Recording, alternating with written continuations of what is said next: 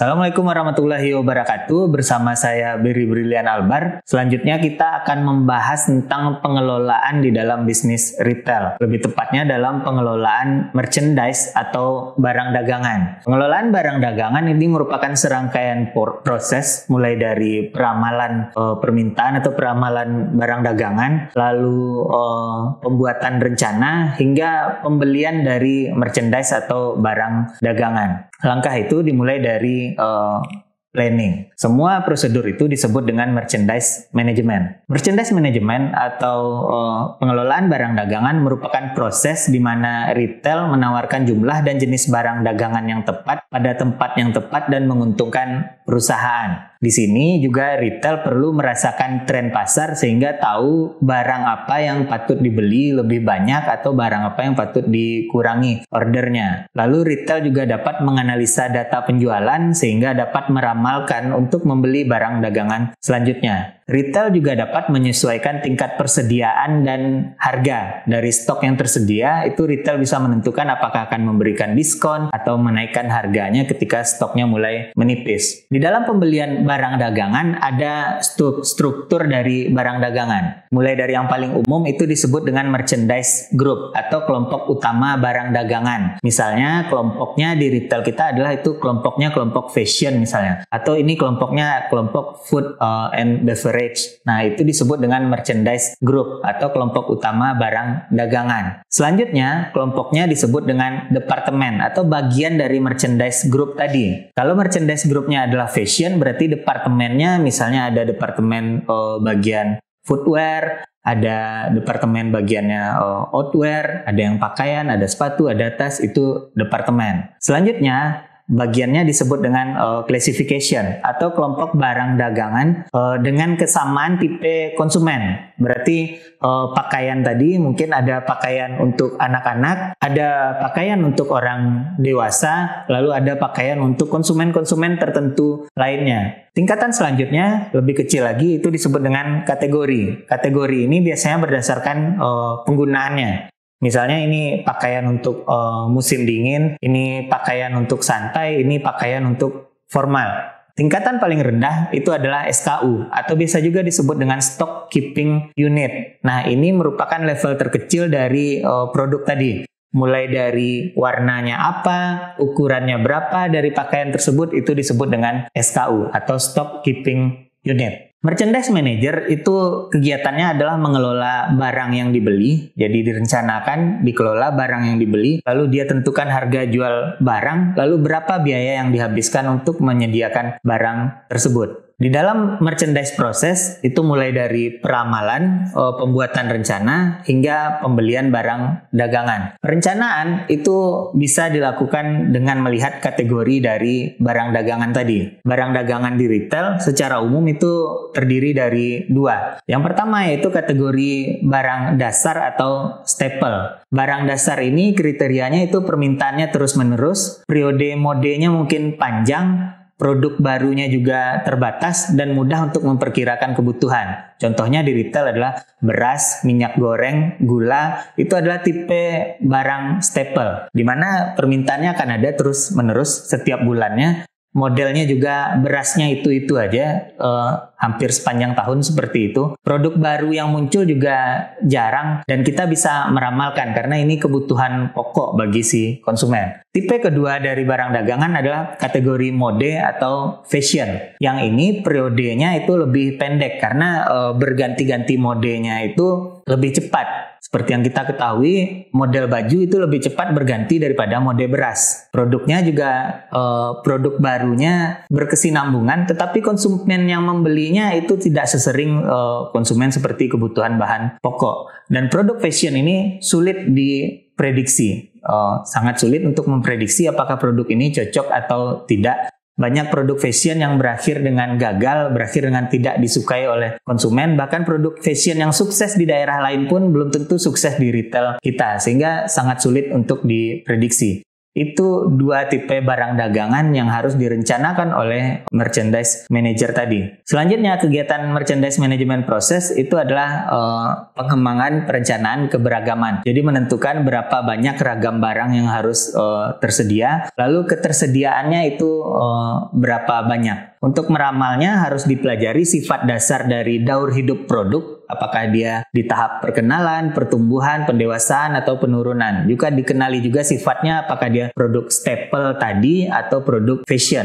Manajer juga dapat mengumpulkan data penjualan menggunakan metode statistik untuk meramalkan berapa angkanya, apakah trennya naik, apakah trennya turun dari sebuah produk yang akan dibeli. Ada banyak faktor yang mempengaruhi penjualan produk. Yang dapat dikendalikan itu biasanya direncanakan oleh perusahaan. Misalnya kita rencanakan promosi. Nah, itu biasanya diharapkan dapat meningkatkan penjualan. Sudah diramalkan penjualannya akan meningkat gara-gara ada promosi. Lalu ada lokasi toko yang lebih baik, diharapkan lebih meningkat penjualannya. Penyusunan barang dan pencampuran barang serta keberagaman barang yang tersedia. Sementara ada faktor lainnya yang sulit dikendalikan seperti cuaca, situasi persaingan, kondisi perekonomian itu sulit untuk diprediksi. Prinsipnya, dalam order barang dagangan itu ada cycle stock, ada backup stock. Cycle stock itu adalah stok dasar di mana kita menghitung berapa kebutuhan barang per minggunya. Jadi kita harus tahu stok berasnya per minggunya 500 karung, stok minyak gorengnya mungkin kebutuhan per minggunya itu 200 pouch. Kita harus tahu stok dasarnya. Yang kedua adalah backup stok. Kita harus tahu berapa stok yang tersedia di gudang kita. Prinsip dasarnya, stok dasar itu menghitungnya sederhananya adalah setengah dari stok per minggu. Jadi kalau kita stok tadi beras 200 untuk lakunya per minggu, berarti stok di backup kita harus ada setidaknya setengah dari 200 tadi. Begitu juga dengan minyak goreng tadi. Kalau 200 pouch per minggu, berarti backup kita setidaknya 50% dari 200 tadi tersedia di gudang. Sehingga ketika ada hal di luar perkiraan kita, stok di gudang itu masih mencukupi dan masih bisa untuk melakukan penjualan di pekan selanjutnya. Selanjutnya kita masuk ke pembahasan dari rangkaian merchandise management. Setelah meramalkan, merencanakan, tahap terakhir adalah membeli barang dagangan. Bab ini menjelaskan tentang buying merchandise. Ketika membeli barang dagangan, itu kita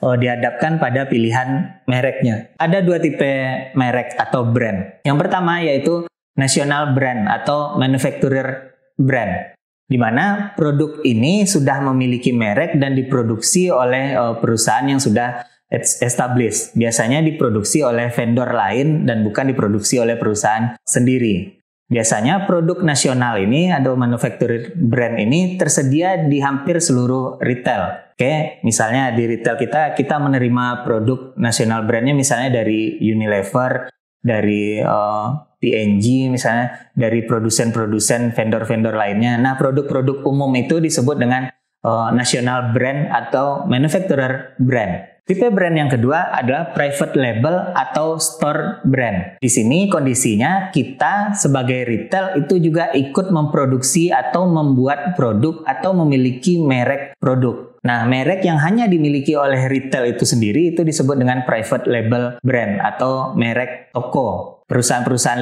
retail yang besar biasanya sanggup untuk memproduksi sendiri atau mereka produksi kepada perusahaan lain dan memberikan namanya sendiri.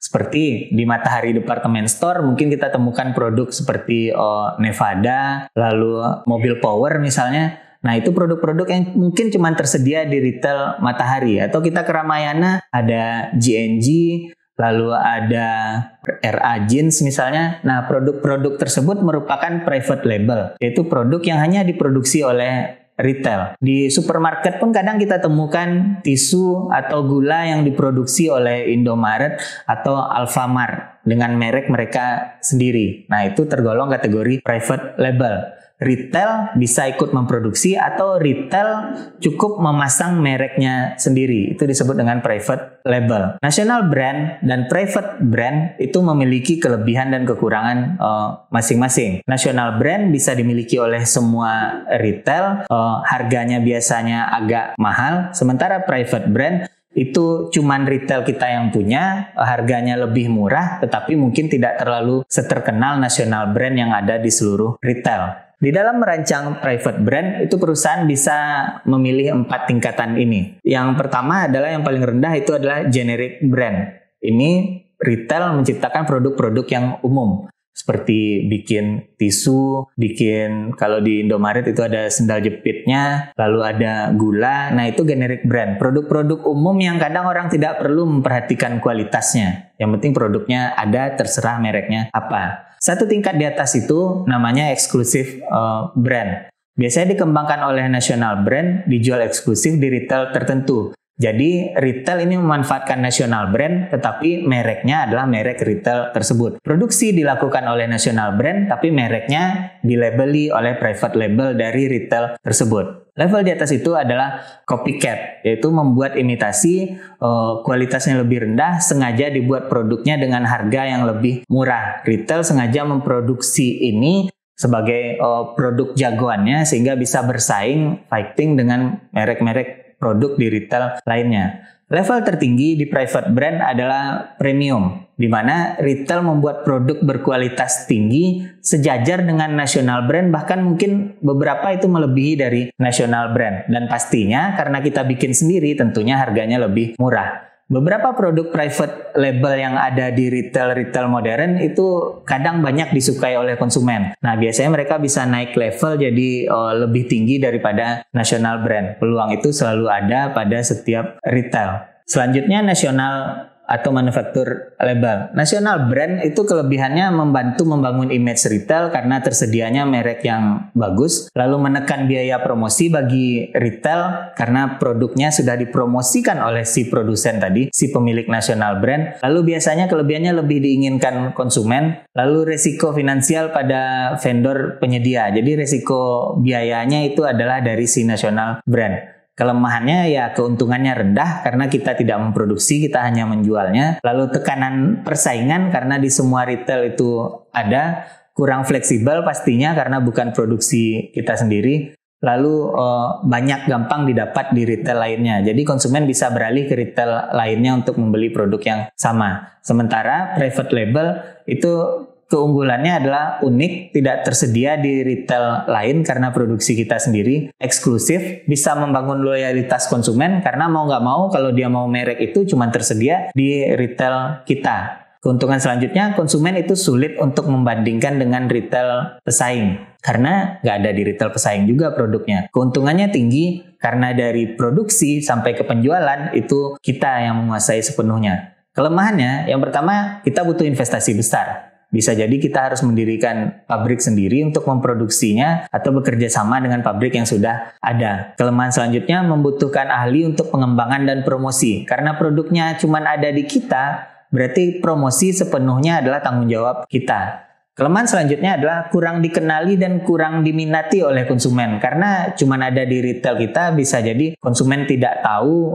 tentang produk tersebut. Selanjutnya, untuk membeli barang dagangan ada beberapa acuan. Untuk produk fashion, kemungkinan untuk memilih produknya itu 5-6 kali per tahun. Biasanya dilakukan beberapa bulan sebelum produk itu dikirim. Dan biasanya ada pilihan open to buy. Jadi ketika kita sudah beli ada penambahan itu masih berlaku. Sementara untuk keputusan pembelian barang dasar atau staple seperti beras, minyak goreng, itu frekuensi memilihnya jarang karena kita jarang juga memilihnya, produknya juga tidak ada perubahan, tetapi frekuensi membelinya lebih berkesinambungan. Jadi seperti itu. Kalau produk fashion lebih banyak memilih, membelinya jarang, sementara produk staple jarang memilih, tetapi ordernya itu berkesinambungan. Untuk membeli barang dagangan itu kita harus menemui vendor atau produsen tadi. Kalau produk kita diisi dengan national brand, berarti kita harus menemui vendor, bisa di wholesale market center, pusat-pusat grosiran atau di trade show, bisa ketemu langsung dengan produsennya atau bisa lewat internet exchange, bisa dihubungi produser atau penyedia produknya lewat internet atau meeting vendor, dikunjungi perusahaannya atau